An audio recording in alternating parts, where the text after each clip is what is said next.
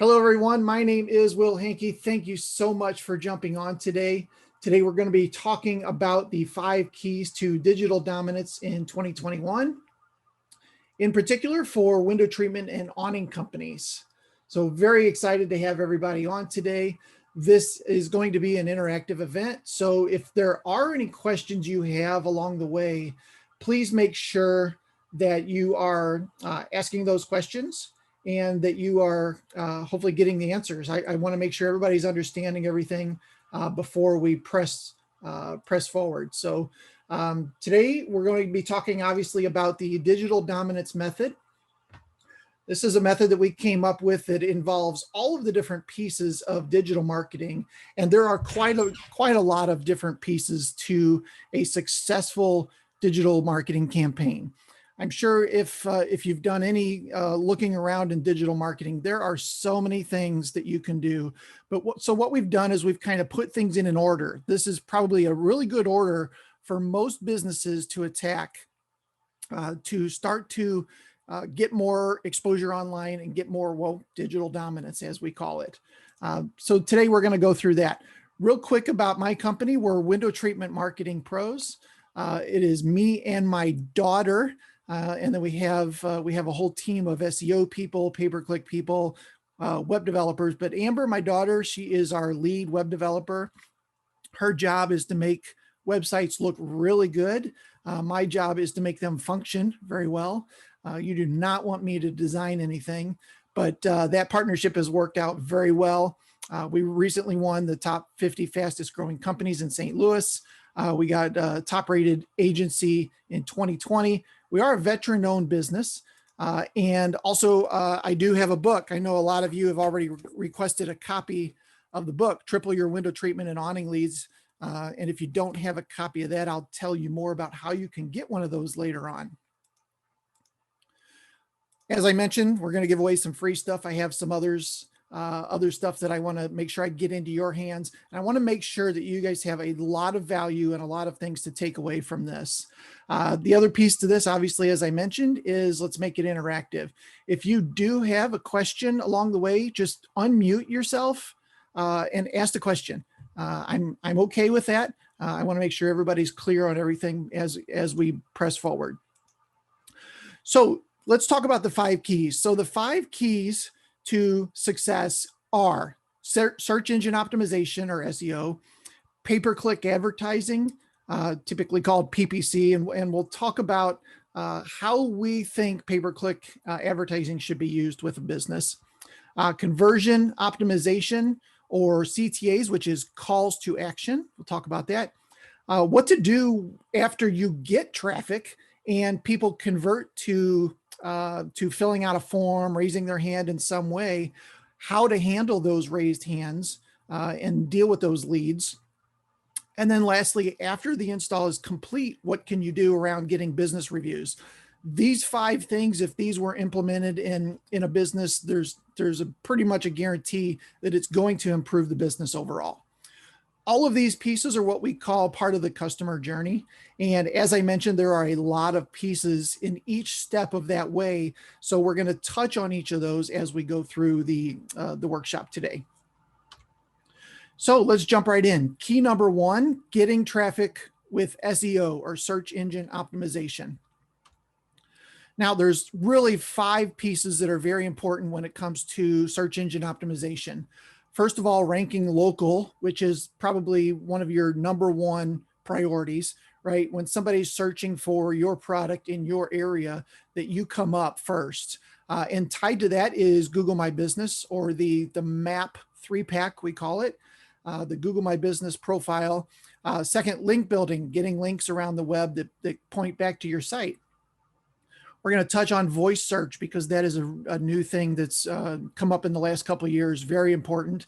The mobile first index, how that works, what that is, and then something really cool, visual search, that I wanted to make sure that was at least on your radar for the future. So local ranking. This is one of the most important pieces of a digital marketing campaign. 71% of the clicks go to what we call the 3-pack, or the MAP pack. And and the top 2 results in Google. So if you're not listed in those positions, then you're not going to get a ton of traffic from your website. So very important that you're obviously listed there in those particular areas.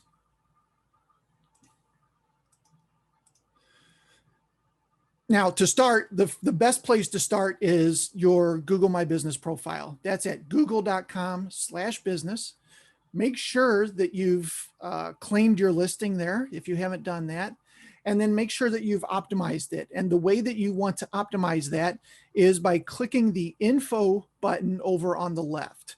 And that info button is going to give you access to listing everything related to your website, to your business.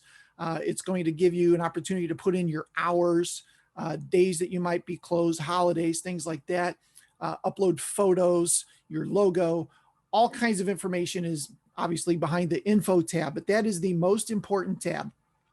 If you can start to update the information in there and get it as complete as you can, what you're going to see is you're going to start seeing some results. And this is a screenshot of a business in the Bronx. And as you can see, if you search for that business right where they're at, they show up number 1. And then what you see is as you go further away from that location, you rank farther and farther down the page, right? So the goal here is to get to the number 1 spot in all those locations. The best way to do that is to start with optimizing your Google My Business profile, getting all that information set as best as you can in there, uploading photos of previous jobs that you've done, anything like that to help a customer know that you are the business they should be choosing. Over time, what you'll do is you'll see something like this. No matter how far away you go from your location, you're listed as number 1. This is a client that we have on Maui, and these pointers are a mile apart. And as you can see, over time, as you continually optimize your account, add Google posts, things like that, you're going to start ranking more and more further away from your business, which is fantastic. The other thing that happens is you can take up more spots in what we call a search engine result page, or a SERP. So in a great scenario, you are listed in the Google Map 3-pack, and then you're also listed in the first or second spot in what we call the organic listings. Now, in this case, this company is actually listed in positions 1 and 2 in the organic because they have an internal page that is optimized as well. So what Google does is they'll serve up the homepage that qualifies for that specific query, and then they'll also show an internal page if there's like a product page or a service page that also makes sense for that particular business. Now, the really cool thing about this scenario is because they took up 2 spots in the organic listing, that means they pushed one of their competitors off the front page, right? They pushed somebody else down by having that second indented listing, if you will. Very, very important as you go on with SEO to start to get these kind of listings. And I mean, the results are fantastic because you're getting 3 chances at somebody's eyeballs right off the bat. And it kind of looks like, maybe that's the obvious choice of which company we should be dealing with. Next, link building. So link building is kind of an overlooked piece of SEO, but very important. So obviously every link pointing back to your site is a good thing, but from Google's standpoint, they see every link to your site. They consider that a vote for your website. So the more links you have, the more votes you have, the higher they're going to rank you because of those links. So getting external links can really help you improve your overall search engine rankings. There are a lot of ways to get links. The easiest way, obviously, is just creating a press release, right? You do a press release on some new piece of business or news that you have, and those press releases go out to all these different sites, and they all link back to you. The problem with something like a press release is they tend to be short-lived.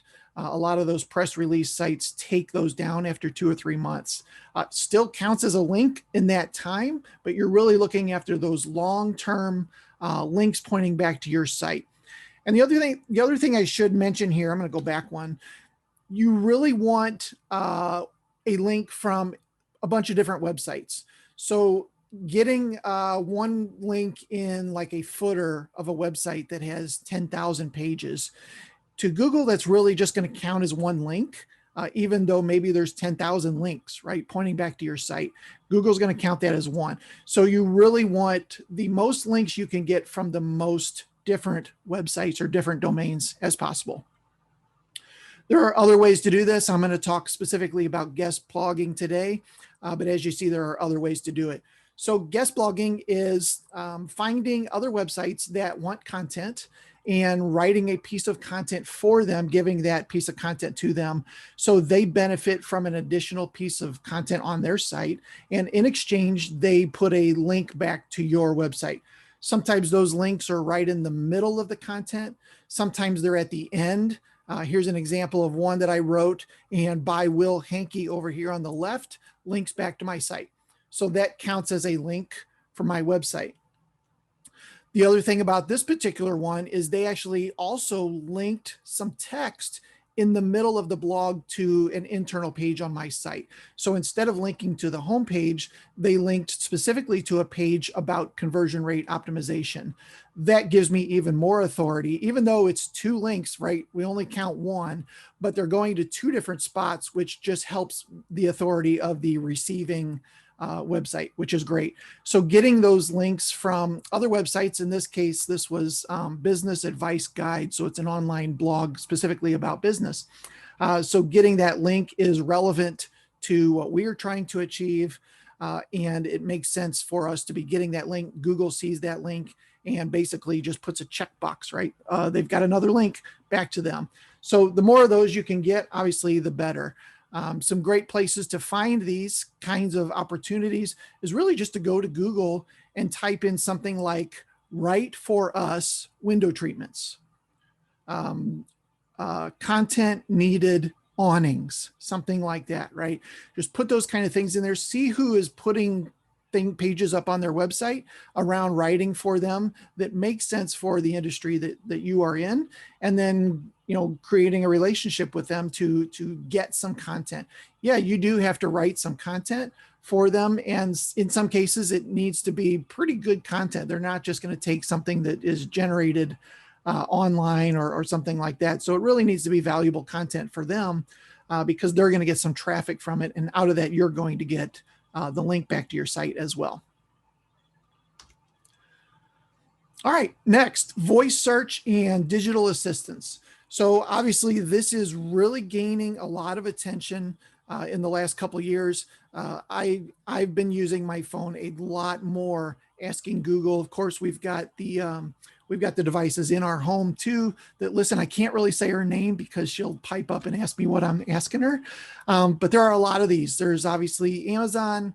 There is Windows. I think it's called Cortana. There's Google and Siri. These are probably the 4 biggest ones, but people are asking all the times different questions related to local business. Maybe it's their hours or a place near me that does this certain thing, right? And then, of course, like I mentioned, we also have the devices in our home that are also listening and answering questions for us. Now, when it comes to people using these types of devices, here are the different things that they're looking for. Information about deals, sales, promotions, tips to make my life easier. And then, number 4 here, options to find business information, store locations, hours, and lastly, access to customer support. So I need help getting something fixed or repaired, something like that. So a lot of people are looking for things that would make sense for business owners to create content around those items that can then solve those problems. And devices like Amazon, Siri, Cortana will find that piece of content and serve that up as a potential result. So I encourage you to start thinking about how you can create that kind of content around what people could be searching for on devices like these, and of course on their phone as well. Some examples: find a drapery store near me, sunshades in whatever town you're in, deck cooling ideas near X, right? These kinds of pieces of content that you put up can definitely influence these digital assistant devices, especially now the ones that have the screens on them, right? A lot of times you'll do some sort of a search and they'll come up with the actual website as the result for that, which is fantastic. Another tool that you could use if you're not exactly sure what kind of content to put together, there is a really cool website called Answer the Public, answerthepublic.com. And this particular website, all you do is you put in a specific phrase. So you put in something like window treatments, and it'll go for a minute, and then it'll come back with all kinds of questions people are asking related to them. People that are comparing those to other things, sunshades versus solar shades, something, that might be one of the results that comes back. And then you could create content around that particular thing. So I encourage you to check out Answer the Public. It is a great tool for coming up with ideas for content. Lastly, I did write an article about this in the Window Fashion Vision magazine that came out in March, I believe. All around how customers are trying to find you in 2021. If you haven't seen that article, go check it out. It goes into a little bit more detail about how to create that content and how to create those situations where you're found when people search for you on these kind of devices. All right, next, the mobile first index. So for a long time, there's been what we could call a fight between mobile devices and desktop devices. 5 years ago, desktops were winning, but now mobile devices have taken over. I've seen stats around 60 to 70% of all searches are now done on some sort of a mobile device, whether that's a phone or a tablet. 60 to 70% of all searches are done on those devices. And they've definitely kind of won the screen fight, if there was ever such a thing, right? It's very important that you're making sure that your site is optimized for mobile traffic.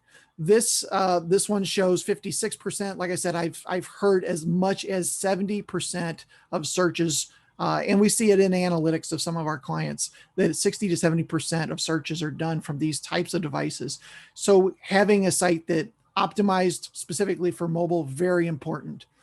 There is a tool, by the way, if you just go to Google and type in mobile friendly test, you can put in your website right there. It's a Google tool, it's free, and they will tell you if your site is mobile friendly. It'll give you a little screenshot of what a person sees on a mobile device.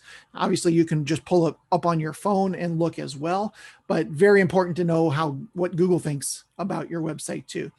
And then the other thing I challenge you to do is look at your website like this, but also turn your phone the other way. And if you have a tablet, do the same thing so that you can see how it works on all of those different devices and how your screen kind of responds to those different sizes screens.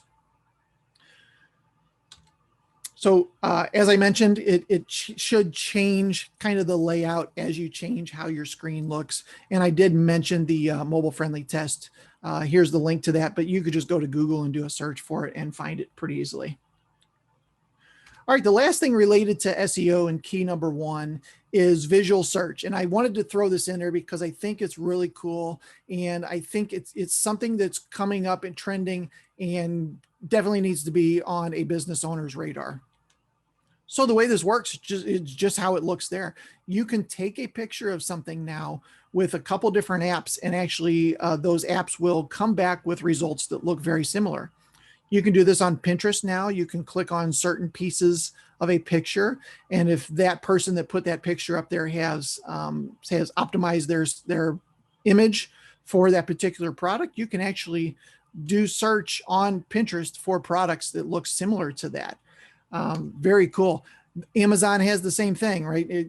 You can take a picture of a product that you're wanting to buy, or a book, or a QR code, or a UPC code, anything like that, and they will come back with a list of results from you taking that picture. There's also a tool that's been around for a long time called Google Goggles, which is fun to say, but it is more along the lines of locations. Still pretty fun to play with, just to see that taking a picture of something comes back with results, search results related to whatever it is you're trying to search for. So when it comes to your business, think of ways that you could apply this to your business. Obviously, the Pinterest one is probably the best one. Instagram would be another similar one. I don't know if Instagram has the product search piece of that yet, but having those things in place where people are looking for items and then they can actually click on that item, get more information about it, is pretty sweet and definitely worth looking into. Obviously, if you upload pictures into your gallery, this is another great place to do that as well. Also, upload pictures into your Google My Business profile that I mentioned earlier. Lastly, there is a tool called GeoImager, GeoImgr.com, GeoImager.com. And this tool lets you upload pictures into their tool and signify a location where that picture was taken. So if I'm uploading pictures for this client's gallery, it's very likely that we will put that these pictures were taken in the St. Louis area, right? Because that's where they were taken. So that further sends additional signals to Google around the fact that these pictures are taken in the location that this business also does business in. All right, any questions about step one or key one before I go on to number two? You can put them in the chat, or you can just unmute and ask me.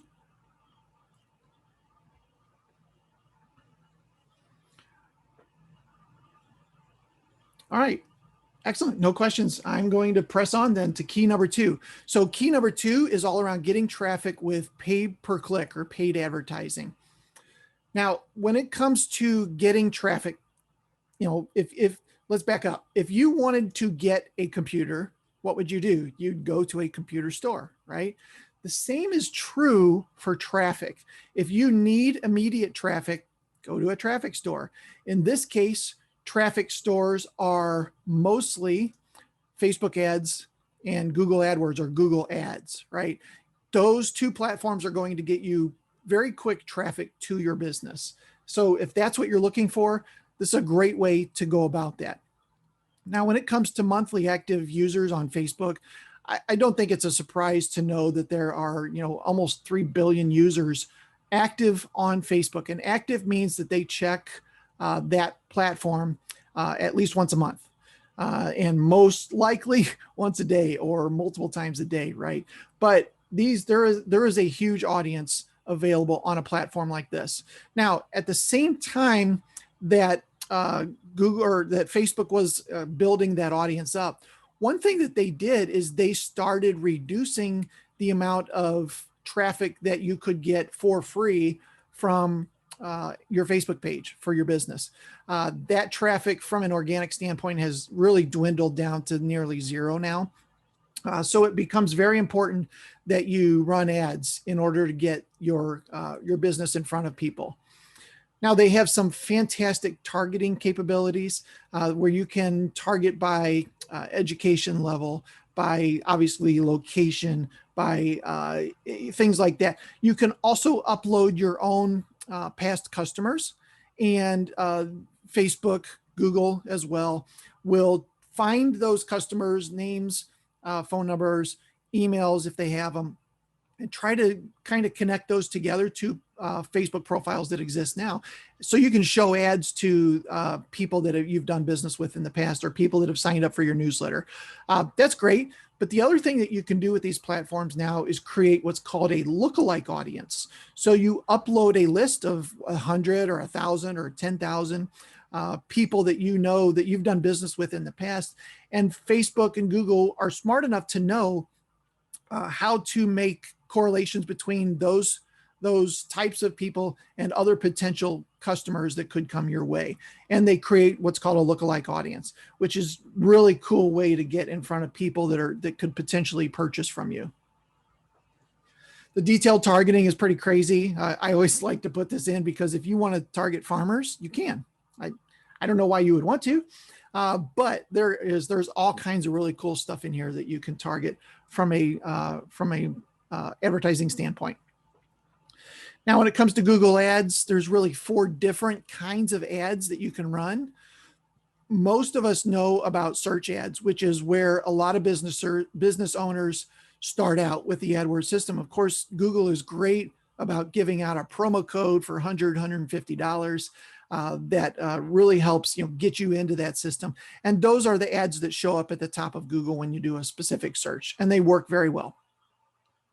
The next kind of ad is app ads. So if you're ever on an app and playing a game or just using some sort of an app, a lot of times you'll see ads, little banners at the bottom, or some sort of an ad that pops up in the middle of you playing a game. Those are app ads, something else that you can run on the Google Ad system. Number 3 is video ads. So these are getting more and more popular. We've got a couple clients now that are using video ads specifically on the YouTube platform. So those are very important. And then lastly, display ads. These are ads that you can actually run on other websites that have agreed to partner with Google to show ads on their system. Those display ads tend not to work as well, but they are something that business owners can use. Now, I did mention the lookalike audiences. So you can obviously target customers, upload a list of people you've done business with. You can also exclude customers so that you upload a list and then you basically tell Google or Facebook, okay, show our ads to everybody that you think is relevant except for these people, right? Because we've already done business with them. Or as I mentioned, the lookalikes, people that are similar to customers you've already done business with. Now, when I do a search for something like window treatments Denver, I mean, the whole top of the page is nothing but ads, right? The first 3 ads, and then the first ad even has these bump outs or these ad extensions to make it even better. The ad extensions are great and very, very important. So make sure that you're using those if you're building ads. And then make sure that your landing page or the page that people are landing on when they click on your ad is built to convert. A lot of times business owners will just send that traffic to their homepage. And that's probably not the best scenario, right? If you're building ads for, let's say, sunshades, if you're building an ad for sunshades, your best scenario is to land those people on your sunshades product page, not the homepage. So you don't want them to land on the homepage. You have to go find the product that they just clicked on an ad for. You want to make sure that that scenario is very smooth, right? So make sure that you're doing that. And then one thing that we do for all of our customers is we're constantly doing split testing, tweaking, fine tuning, making the ads better so that over time, your cost per click goes down. So the leads get cheaper the longer you do it, and that you're not just set it and forget it. That's probably the worst thing you can do when it comes to ads like this. All right. Any questions about the pay-per-click key number 2?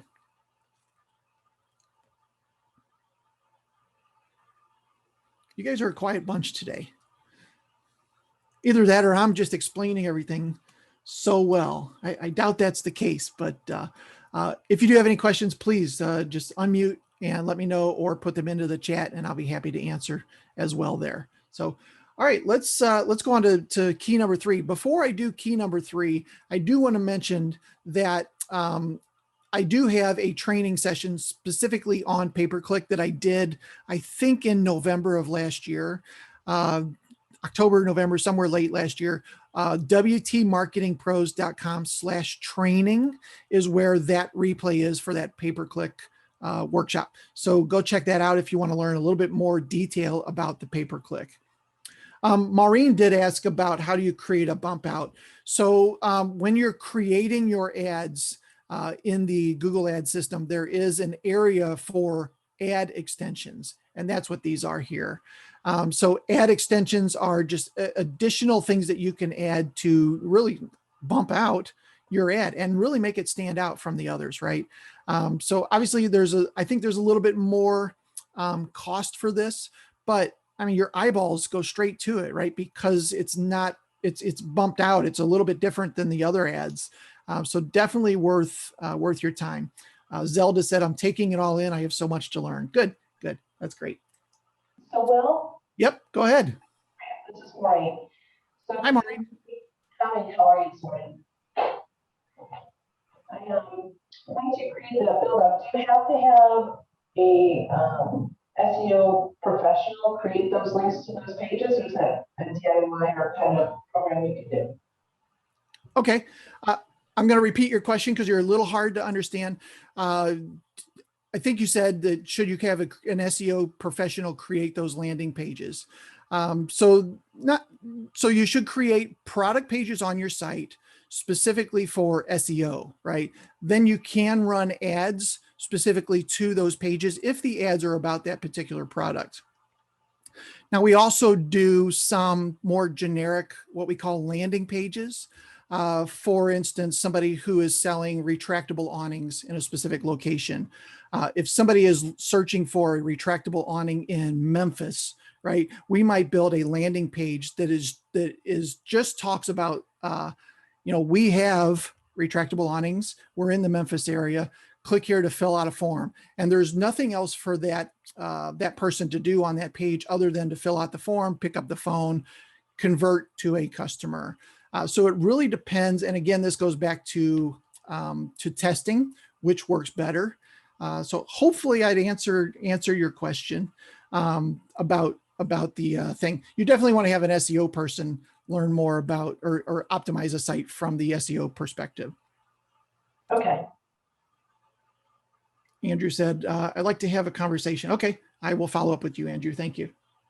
So, okay, key number 3, conversion optimization.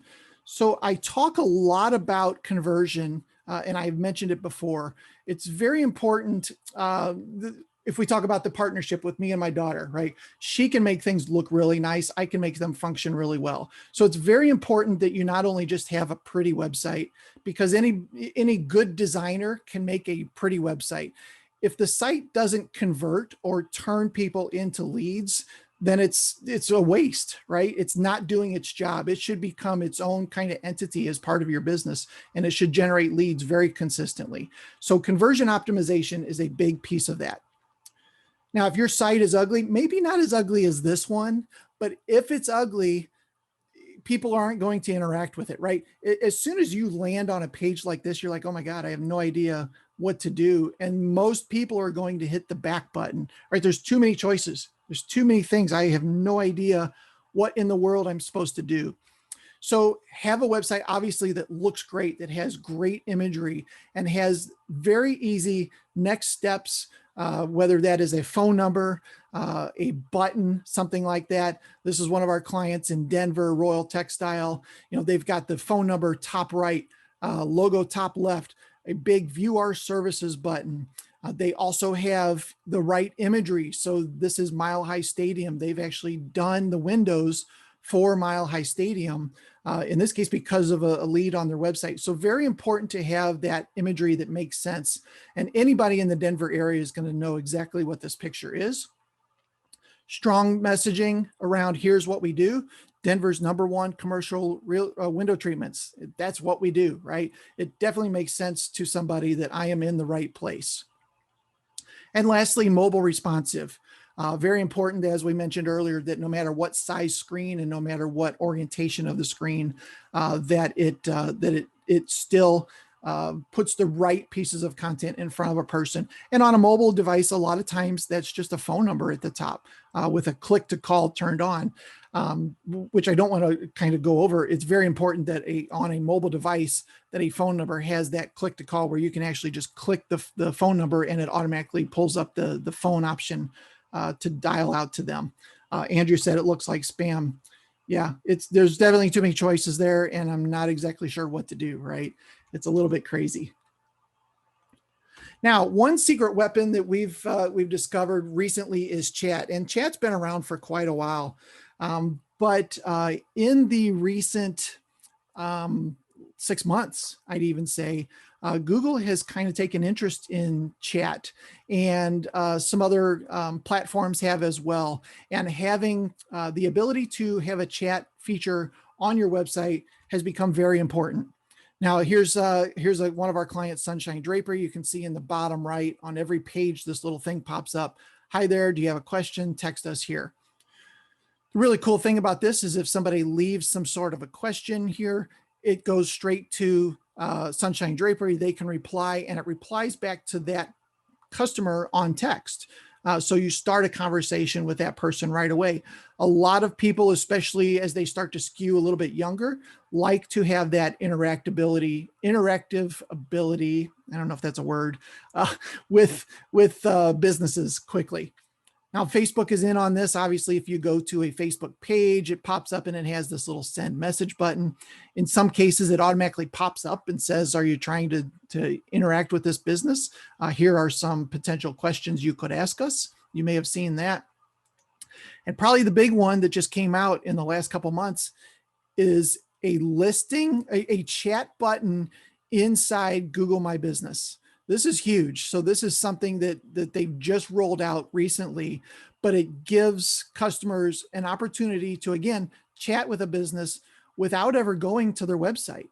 So what we're seeing in some of our clients is that they are, in some cases, 50 to 60% of their leads are coming from something like this, Google My Business. The person is never visiting the client's website to start engaging with them. And Google saw that and made it easier. Obviously, this call button's been around for a while, the directions, but they've added in this chat feature now too, which just lets you talk to customers right away. Now, we use a system called Lead Boomerang, which gets you the ability to have all of your leads come into one place, whether they pick up the phone, whether they send you a chat message, whether they send you an email, or they fill out a form on your site. There's a lot of different ways people could engage with your business. But having all of those come into one system is great. That's called Lead Boomerang. And as you can see here, do you guys service the Naples area? Yes, we sure do. Great. I need to set an appointment, right? I mean, that's a slam dunk lead right there. At the end of the day, the big thing here, as I mentioned earlier, is calls to action. It's very important that when somebody visits your website, there's an obvious next step for them. They're not confused. They know what to do, right? Whether that's schedule an appointment, call us now, text us here. Do you need to, do you want to chat? Giving those obvious next steps can make a business really thrive. And this is where I go back to a beautiful website is great, but if it's not converting customers, then it's not that great, right? All right, any questions around step number 3, key number 3?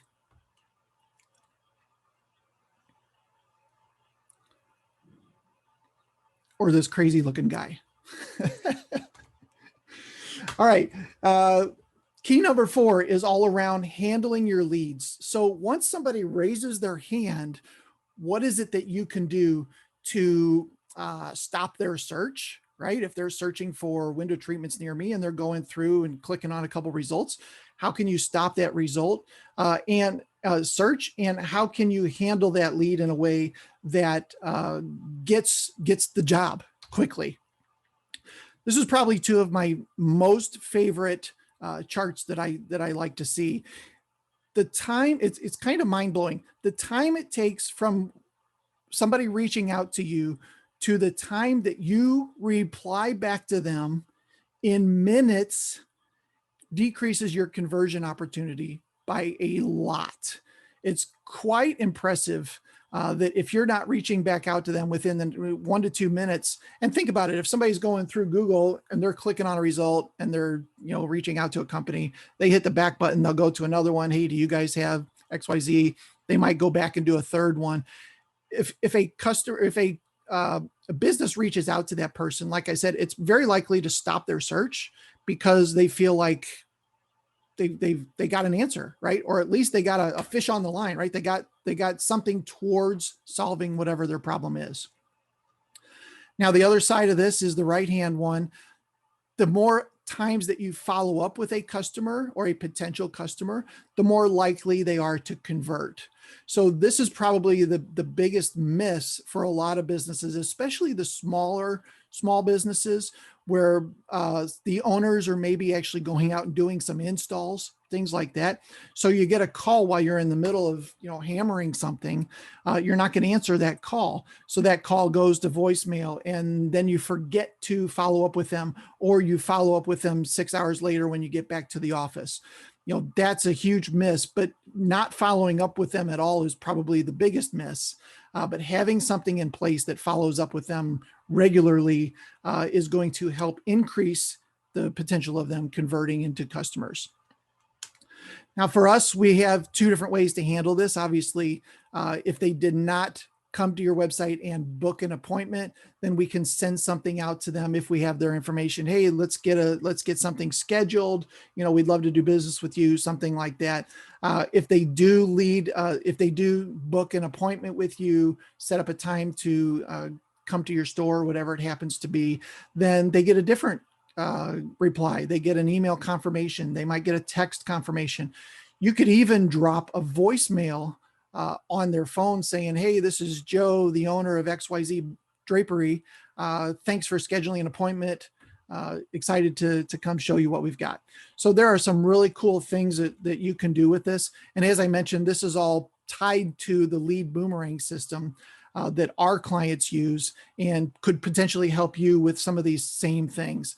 This system is great because it has, as I said, every lead is in there, your potential pipeline value, how much every lead is worth, where every lead is in the process for your business. And then there's some really cool automations that we can tie to this too. If somebody, we got Albert here in the middle that set an appointment, once I give Albert a call and say, okay, I will be able to see you next Tuesday at 2:00, I can actually grab this card, Albert, drag him over to appointment confirmed, and that action can actually kick off the email, the text, the voicemail, or any combination of those, right? Pretty cool that that system lets you do that. Eric said, can you give examples of software or CRMs that allow you to set a date or time to follow up on a quote provided? Sure. So I'm pretty much only familiar with the lead boomerang system, but I know that most CRMs do this, and they do this around tasks. So there are tasks that can be set up. What you would do probably is, so we have proposals sent, right? But if they're not out of this stage within a matter of 7 days, some sort of a task is assigned to you to follow up with that person, right? And that could be emailed to you. It could show up in this system as an outstanding task that you need to complete. And most CRMs will have some sort of capability around that. It really just comes down to what is the situation and when do you want that trigger to kick off? If that's 7 days, if Amy sits here for 7 days, I probably need to follow up with her. And it could even be automated in such a way that after 7 days, an email goes out to her. And then, you call her on day 8, right? Hey, I sent you an email yesterday about the awnings we were going to put up. Didn't see anything back from you and just wondered, where we are with it, something like that. So there are ways to automate a lot of the steps in any sort of pipeline. It really just comes down to building that pipeline in a way that makes the most sense for your business. Hopefully that answered your question, Eric. Now, as I mentioned, you can dump into a system like Lead Boomerang or any other CRM that you might be using. You could also just dump your leads straight into a Google Sheet. This is a little bit more old school / new school, and we still have some clients that try to write down things on paper and then they forget, right? So we're dumping them to a system that helps them along. But getting them into something just gets them in front of you so that you can remember to go follow up with that person. And then in this case, you could put in some different field. Did you attempt to contact them? When did you contact them? Some notes about that particular customer. So there's a lot of really, really cool things that you can do with handling your leads and handling them in a way that you're not going to forget really to follow up with them in a lot of cases. All right, any questions about key number 4, handling your leads? Oh, Maureen, I almost missed you. Do you have an online scheduling option? So if you're meaning for us, for my company, Yes, wtmarketingpros.com/strategy is where you would go for that. And that would give you an example of how the system works. But for our clients, we do the same thing. So some of our clients want want people to set up a time or a time frame that they can get a designer out to their home, right, to look at their draperies or their awning or whatever. So in those situations, what we do is we set the appointment and then we wait for the customer to confirm that time. Other customers of ours have a Google Calendar with all of the appointments, and we just tie to that calendar. And then when somebody comes to their website, they can choose from the open times that are available, which is pretty sweet. We can add in some buffer time, so drive time between appointments. We can also set where you can't schedule an appointment, like a lead time for at least 24 or 48 hours out. So somebody's not scheduling something for 2 o'clock this afternoon. Does that answer your question? Yeah, well, yes, it does. The second question, when you're doing that, can you set up geographic areas that if you accept appointments, there's a fee for coming to those areas? I'm having a hard time understanding you. Sorry, I don't know if you're far away. There we go.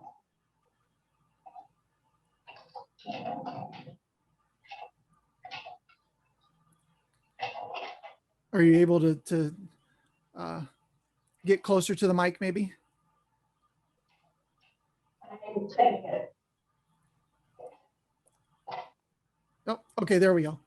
Can you set up areas for appointments that you charge a fee? Yes. So part of the appointment process, again, in the lead boomerang system or probably other systems, but yeah, you can actually get the way we would want to do this is get the person's information first and then have them pay some sort of a appointment fee, something like that.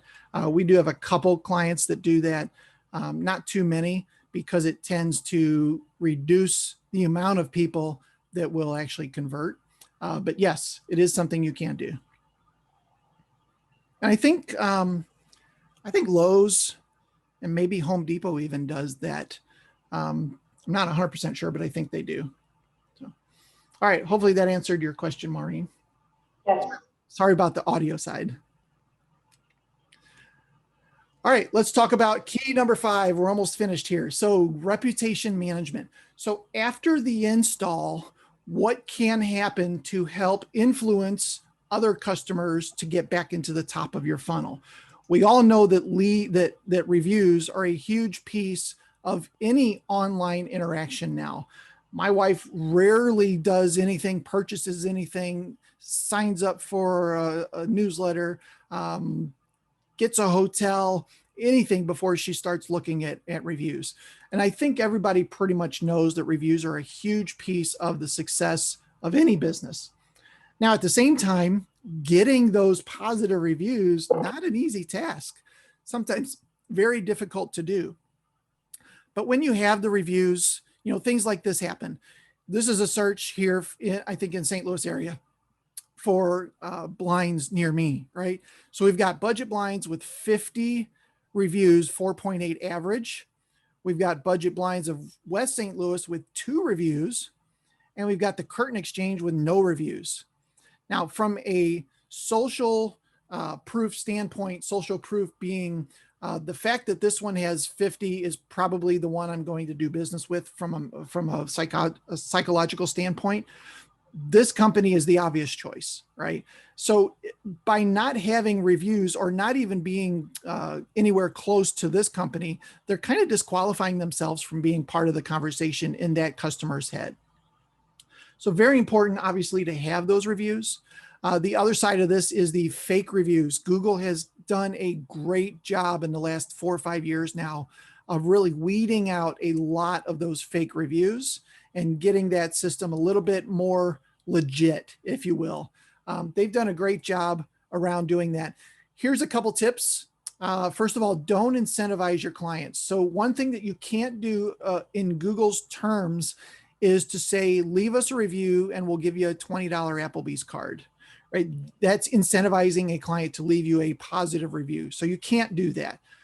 Now, there is a way around that. You could say, leave us a review and you'll be entered to win a $20 Applebee's card. For some reason, that's okay. Because you're not directly incentivizing the direct payout, right? They're just maybe going to get something, maybe not. Quite honestly, I probably wouldn't even do that. I would just do a really good job and ask for the review as soon as you can after the install is complete. Don't ask your mom, cousin, spouse, or friends to leave a review. Google's getting pretty smart about knowing who our friends are, who we talk to on a regular basis, and they're going to know that those reviews are not great. They've also bought recently some really smart AI type programs that can somehow spot the difference between words that are used in reviews, and those are most likely fake reviews versus real. So very interesting. The best time to ask for a review is definitely while you're standing in somebody's living room, right? Or on their back patio, while they're gawking over the new item that you've put up. They're super excited about it. The best thing you can do is send them a link, a text message right at that point and say, would you mind leaving us a review? You look like you're really happy getting that review. Now, in a lot of situations, that's not possible, especially if you are hiring out the install piece. The installers maybe don't have their phones. They're not tech savvy, those kind of things. There are some other ways to do it. You could have the installer hand the customer a business card with a QR code on it that they can scan, leave the review right there. Or if you just want to wait until the install is complete and then log into something like Lead Boomerang, some system that requests that review after the fact. Just remember, the longer the time goes on, the less likely you are to get that positive review. And you're not going to get a lot. I'd say 1 in 15 is a pretty good run rate for getting positive reviews for every 15 people that you ask. Some businesses are better than others. And part of that does come down to how you ask for the review. If you tug a little bit at the heartstrings and say, we're a local business just trying to keep everything local, there's some different wording you can use to maybe influence that a little bit better. We also have a one customer that says, if we did not provide you a 5-star service, give me a call before leaving us a review. So if that kind of thwarts a lot of those 4-star reviews, and that's exactly what was happening. That client was getting a lot of 4 stars, and we kind of wanted to stop that because we wanted 5, right? So that seemed to work fairly well for us. And lastly, check your name, address, and phone number across different websites. Very important that your name, address, and phone number are always the same on all of the different platforms, on Facebook, on Google, on Yelp, on the BBB, on your local Chamber of Commerce, on your Kiwanis Club. Any of these business directories, they should always have the name, address, and phone number. And probably the biggest thing here is the address. If you use 123 Main Street and you spell out the word street, then always spell out the word street. So don't do 123mainst.com on some sites and street spelled out on others. Very important that it's always the same across all these different sites. These are called citations of your business. And very important. It's something that we do for clients in month 1 is to start building their citations, because that's directly going to influence the Google profile, things of that sort. All right, any questions about any of the keys that I've gone over today?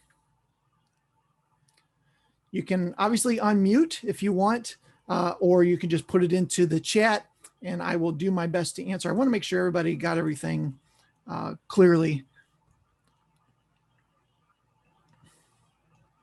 I also want to make sure I didn't miss anything. Okay, I don't think I missed anything. All right, so the 5 keys: SEO, getting your site ranking at the top of search. In the meantime, using pay-per-click to do the same.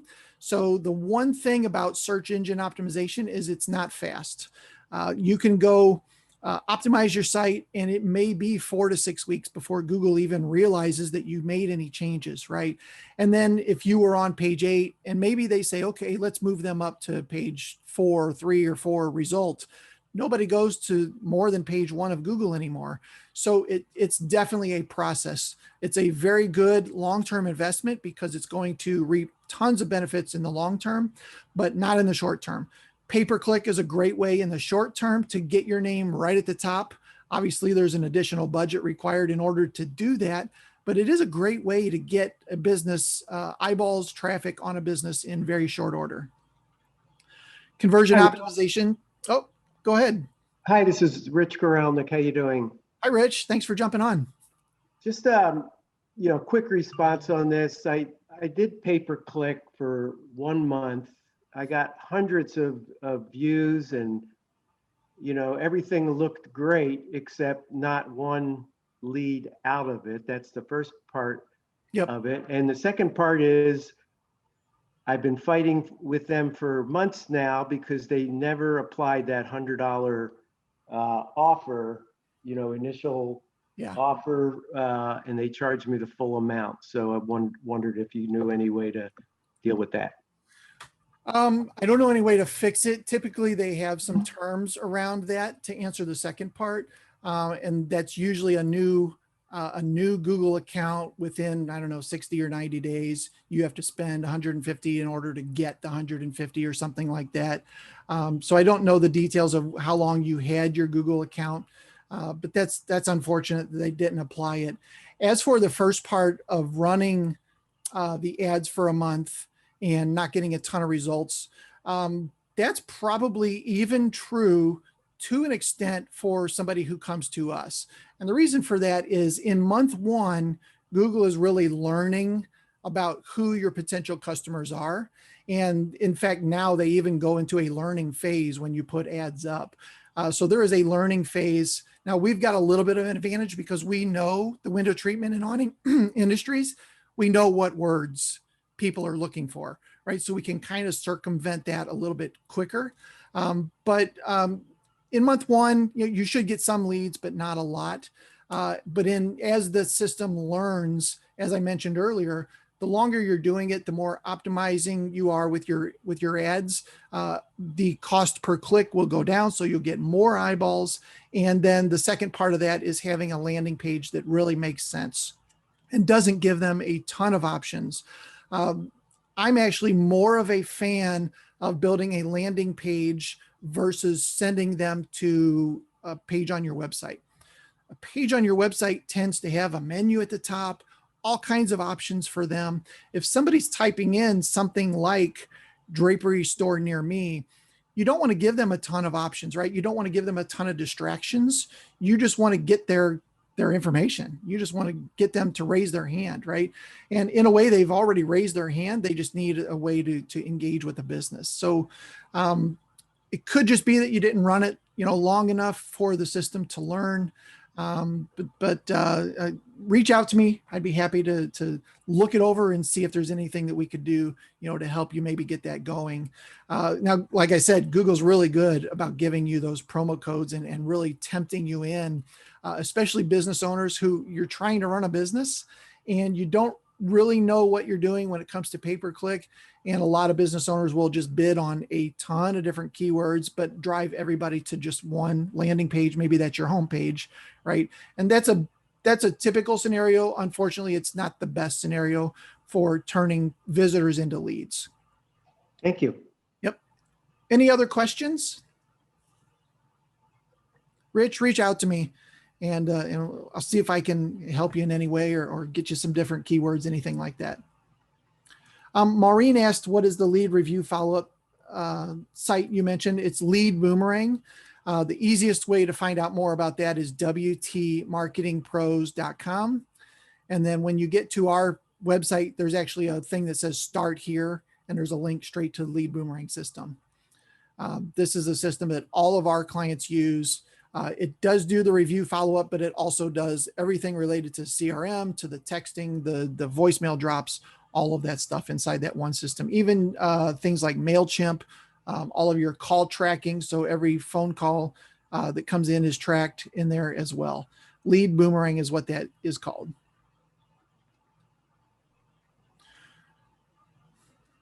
All right. So today we talked about the digital dominance method and starting to put pieces in play that really help you start to dominate your local area, right? There's a lot of pieces to this, but if you could start with these first 5, you'll definitely be on your way. The important thing here that I mentioned earlier is understanding the customer's journey and not just going for the traffic piece, right?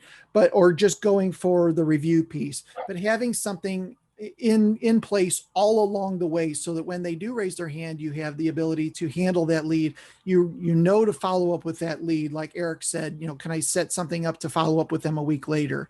Having those pieces in play will really help just increase your overall revenue. So I did open it up to questions. If you have any other questions, please feel free to jump in or put them into the chat. If you're interested in chatting a little bit more with me, the easiest way to do so, as I mentioned earlier, is wtmarketingpros.com/strategy. That will get you onto my calendar for next week sometime, and we can chat about what your goals are for your business, what you're trying to achieve.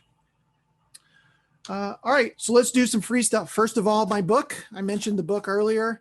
If you don't have a copy of Triple Your Window Treatment and Awning Leads, I'll send you one absolutely free. I got a box of them sitting here. In fact, I got a stack of them right here already in the envelopes. All I need is some sort of a label with your address on it. So if you are interested in getting a book, wtmarketingpros.com/book will get you that. And I'll get one in the mail to you. Eric, I know I just sent you one a day or two ago, so you should be getting that pretty soon. Also, keywords. If you are looking for what kind of keywords should I be going after, we have a list of the top keywords, both for window treatments and awnings. And we actually also put signage keywords up there too, if you have a sign company. But wtmarketingpros.com/keywords, there's no opt-in. There's nothing you have to give us. Just go there and download the list of the top keywords. Also mentioned, also in there is the average search volume per month. So you know how many times those particular keywords were searched in a 30-day period. And then when you're building your website and optimizing your site, make sure that you mention your city in a lot of these things, right? A lot of people are typing in something like St. Louis window treatments, draperies, Memphis, right? These kind of phrases. So make sure that your website mentions where you are. I go to a lot of home pages for businesses, and I have a struggle figuring out where they are in the country. That should be front and center and easy to figure out for sure. Again, if you're interested in a free strategy session, just wtmarketingpros.com/strategy. I don't see any other questions popping up in the chat. I do appreciate everybody jumping on today. Really do appreciate your time. I hope that you got some value out of this and learned something from it. And I appreciate next month. We'll be doing this again. We do workshops every month, and I will be emailing you about that one.